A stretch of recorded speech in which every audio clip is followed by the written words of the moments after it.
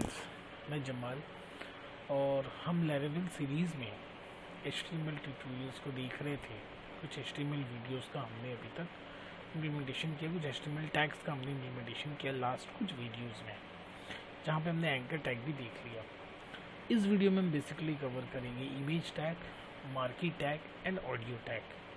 तो इन तीनों का इम्प्लीमेंटेशन के साथ साथ एक छोटा सा मैंने एक कंटेंट बनाया है जहाँ पर हम एक इमेज टैग इस्तेमाल करेंगे, कुछ मार्की टैग का इस्तेमाल करेंगे और एक ऑडियो टैग का इस्तेमाल करके एक छोटा सा क्लिप मैंने बनाया है बेसिकली, जो बच्चों के लिए बड़ा खूबसूरत लग रहा है देखने में।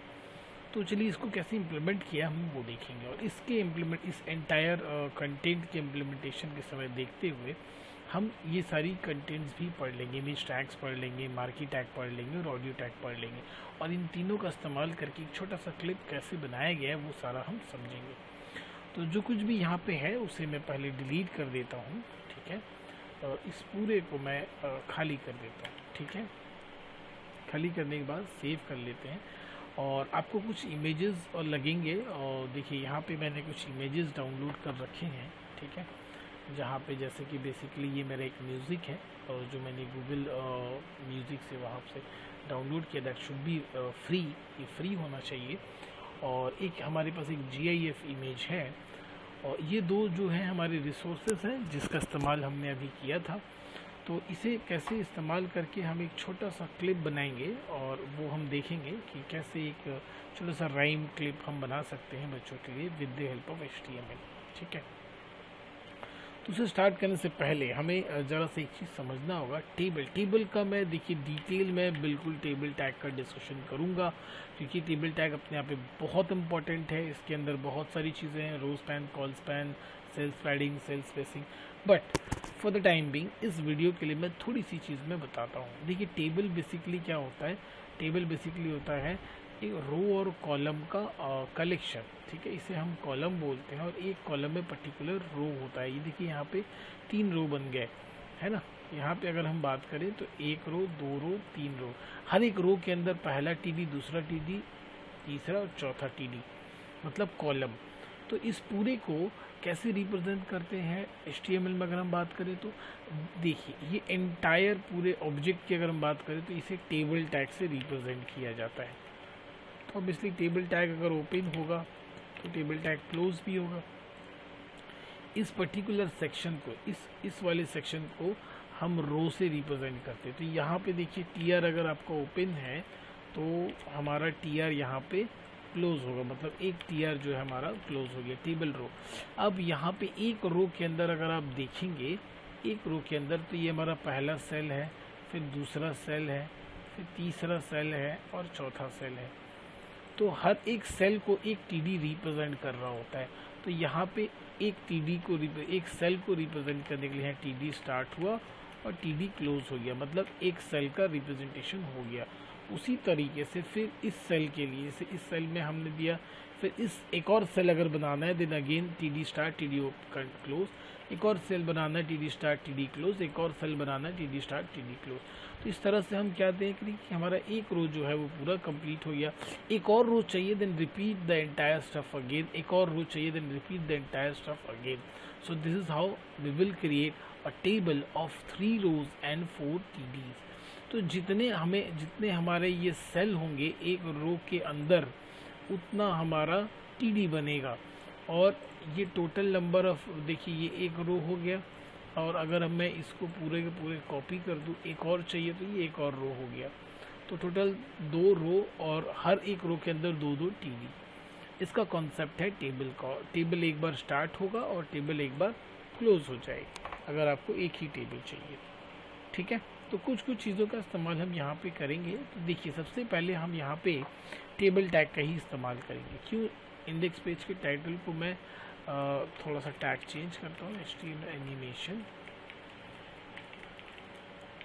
ठीक है। अब आ जाते हैं, टेबल टैग का इस्तेमाल हमने इसलिए किया ताकि हम एक साइड में, अगर आप देखो लेफ़्ट साइड में आपका इमेज है और राइट साइड में आपका कंटेंट है, तो इसे, क्योंकि अभी हम बहुत हाई टैग्स जो एडवांस टैग्स है वो इस्तेमाल नहीं कर रहे, लाइक div वगैरह और CSS आने वाली वीडियोस में सीखेंगे, इसलिए इसे बिल्कुल बेसिक टैग्स का इस्तेमाल करके कैसे बनाना है, इसलिए यहाँ पे हमने टेबल टैग का इस्तेमाल कर दिया है ताकि एक लेफ्ट हाफ वाले सेल में हम एक इमेज रख सके और राइट हाफ वाले सेल में ये हम टेक्स्ट का इस्तेमाल कर सके, इसलिए यहाँ पे टेबल टैग का इस्तेमाल हमें करना पड़ा। देखिए यहाँ पे सिंपली आप टेबल लिखोगे तो इस तरह से टेबल ओपन स्टार्ट हो गया और क्लोज हो गया। अब टेबल टैग के अंदर हमें क्या चाहिए, टीआर चाहिए, तो हम टीआर लिख लेते हैं। एक टीआर हमें बन गया, हमें एक हमारा काम पूरा एक ही टीआर में हो जाएगा, उससे ज़्यादा नहीं लगेगा। फिर एक टीडी ले लेते हैं, टीडी क्लोज, एक और टीडी हम ले लेते हैं, टीडी स्टार्ट टीडी।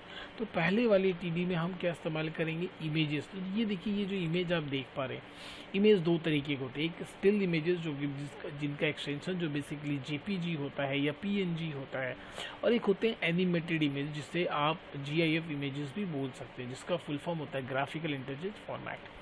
तो हम जीआईएफ इमेज का इस्तेमाल करेंगे। बेसिकली इस तरह जो छोटे छोटे एनिमेटेड क्लिप का इस्तेमाल करने के लिए जीआईएफ इमेजेस ही इस्तेमाल होते हैं। तो देखिए एक जीआईएफ इमेजेस मैंने जो है यहाँ डाउनलोड कर रखा है, दैट इज़ व्हाट। तो इस जीआईएफ इमेज का हम इस्तेमाल करेंगे। तो यहाँ हम क्या करते हैं, इसके नाम को हम यहाँ से कॉपी कर लेते हैं, ठीक है। यहाँ आते हैं और यहाँ हम इमेजेस का इस्तेमाल करेंगे। IMG टैग होगा आपका, देखिए आपको पूरा लिखना नहीं है, इस तरह से IMG टाइप करिएगा और ये SRC आ जाएगा। तो SRC में आपको जो है वो नाम पेस्ट कर देना है। बट एक बार ध्यान रखिए, अगर हम ये नाम पेस्ट कर रहे हैं विदाउट एनी पाथ, तो जो आपका HTML फाइल है उस फाइल के बगल में ही वो इमेज फाइल होना चाहिए, ठीक है। और जो पाथ वाला कॉन्सेप्ट है उसके नेक्स्ट वीडियो में मैं कवर करूंगा। The topic would be absolute path and relative path.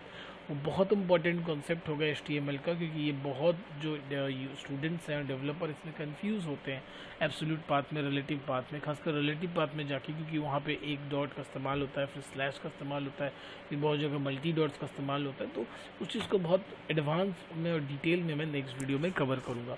इस वीडियो में हम क्या कर रहे हैं, बाय डिफ़ॉल्ट, क्योंकि अगर इमेज HTML फाइल के बगल में इमेज फाइल दिया हुआ है तो आपको कुछ भी करने की ज़रूरत नहीं है।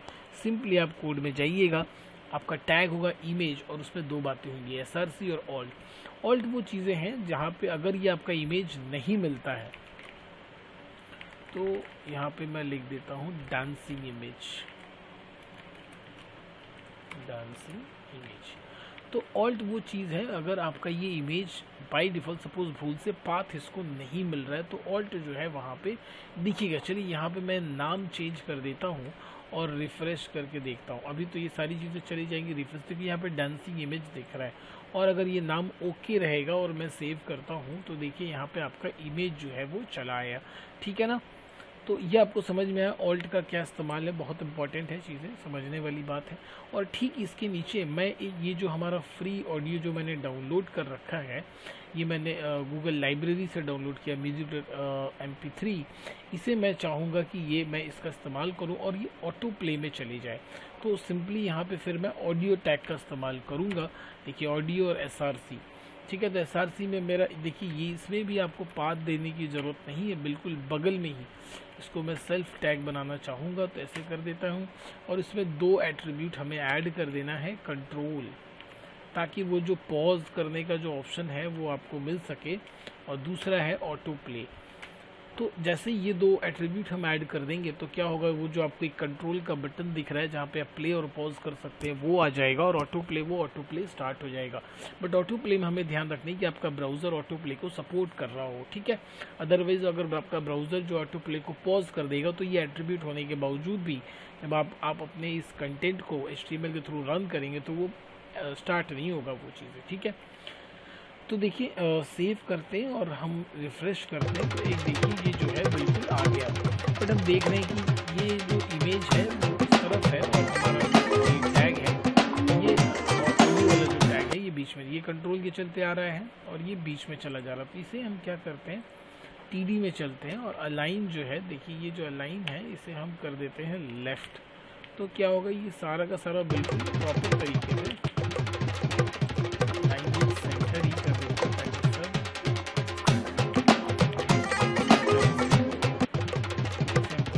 पहले दूसरा TD का कंटेंट हम लिख लेते हैं, देखिए फिर वो ऑटोमेटिक सारी चीज़ें एडजस्ट हो जाएंगी। चलिए यहाँ पे TD में अभी यहाँ पे हमने क्या किया, एक सिंपल सा राइम कॉपी कर रखा है और देखिए राइम के बीच में मैंने BR इस्तेमाल कर रखा है। मैंने ऑलरेडी इसके वीडियोस में, पहले वीडियोस में डिस्कशन कर रखा था। BR stands for line break. तो उसके बाद हम चले आते हैं और यहाँ पे हम रिफ्रेश करने के बाद अगर देखते हैं तो देखिए आप ये टेक्स्ट आ रहा है, बिल्कुल सिंपल में आ रहा है। देखिए इसे हम राइट देखिए एडजस्ट हो जाएगा। अच्छा, उसके बाद देखिए ये बिल्कुल सिंपल फॉर्मेट में आ रहा है। तो इसे सेट करने के लिए हम चाहते हैं कि इसका कुछ फॉन्ट वगैरह हो वगैरह, जिसके लिए जो टैग आता है विच इज़ कॉल्ड फॉन्ट, है ना। और फॉन्ट का क्लोजिंग टैग को आप इसके नीचे पेस्ट कर दो और आपको क्या क्या चाहिए, फॉन्ट का फेस चाहिए और साइज़ चाहिए। फेस मतलब उसका कौन सा फॉन्ट स्टाइल आप इस्तेमाल करने वाले हो, तो उसके लिए हम इस्तेमाल करते हैं फॉन्ट फेस।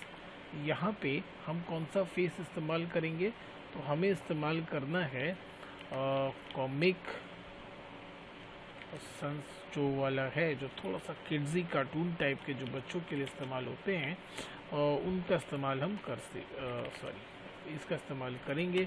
और जो साइज़ होगा हमारा ये हो गया ख़त्म। देन हमें इस्तेमाल करना है यस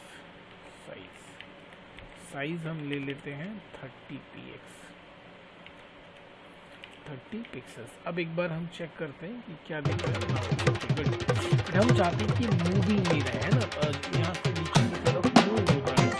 तो मूव के लिए हमें क्या इस्तेमाल करना है,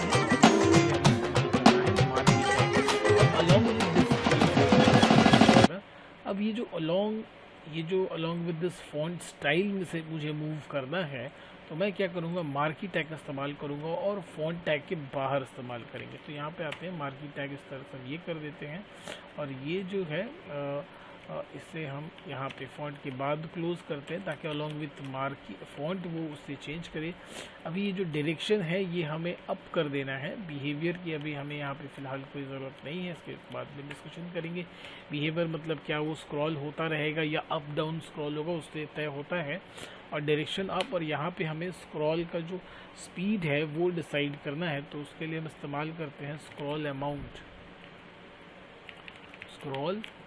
और यहाँ पे बेसिकली हम इस्तेमाल करते हैं 7 ताकि स्पीड से हम, अच्छा ये डबल कोटेशन में नहीं होगा स्क्रॉल, यहाँ डबल टी भी नहीं होगा, MOUNT, ठीक है। चलिए सेव कर लिया हमने, सॉरी। Scroll amount. अब इस पूरी चीज़ को हम रिफ्रेश करते हैं और देखते हैं। देखिए जो हमने दिखाया था वो वीडियो स्टार्ट में। अच्छा, और एक चीज़ बस ये देखिए यहाँ पे जो साइज है बहुत कम मिल पा रहा है डिस्प्ले का, तो हम जो है हाइट टैग का इस्तेमाल करते हैं। तो यहाँ पे जो है हम हाइट टैग का इस्तेमाल कर सकते हैं। हाइट जो है हम उसे 40 px दे देते हैं। चलिए 49 px ही दे देते हैं और फिर हम वापस आते हैं। अभी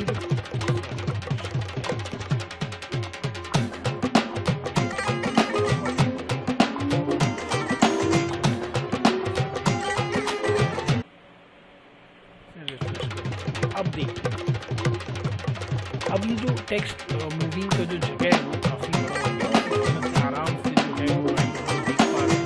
यहाँ पे जो हमारा टेक्स्ट है और ये जो इमेज है ये जो है भाई इस तरह से सारी चीज़ें बहुत एक दूसरे के साथ कोऑर्डिनेट करके ये पूरी चीज़ सिर्फ और सिर्फ प्योर HTML में with the help of plain HTML हमने पूरा का पूरा चीज़ जो है बनाया। तो बेसिकली अगर हम देखें इस पूरे एंटायर क्लिप को बनने के लिए क्या क्या चीज़ें हमें इस्तेमाल हुई, हमने TRTD टैग देख लिया, हमने इमेज टैग देख लिया और इसका सोर्स कैसे इस्तेमाल होता है वो देखा, हमने ऑडियो टैग देख लिया, हमने कंट्रोल्स और ऑटो प्ले ये हमने समझ लिया, मार्की टैग हमने देखा और फॉन्ट किस तरह से इस्तेमाल करते हैं, जहाँ पे फॉन्ट फेस हमें हमारा फॉन्ट का स्टाइल बताता है और साइज़ हमें हाइट बताता है कि टेक्स्ट का हाइट कितना होगा। तो ये सारी चीज़ें इस वीडियो में हमने देखी है। नेक्स्ट वीडियो के साथ फिर HTML के नेक्स्ट टैग को हम कवर करेंगे। होपफुली ये वीडियो आपको अच्छा लगा हो तो चैनल को सब्सक्राइब कीजिएगा, वीडियो को शेयर कीजिएगा। वीडियो देखने के लिए थैंक यू सो मच।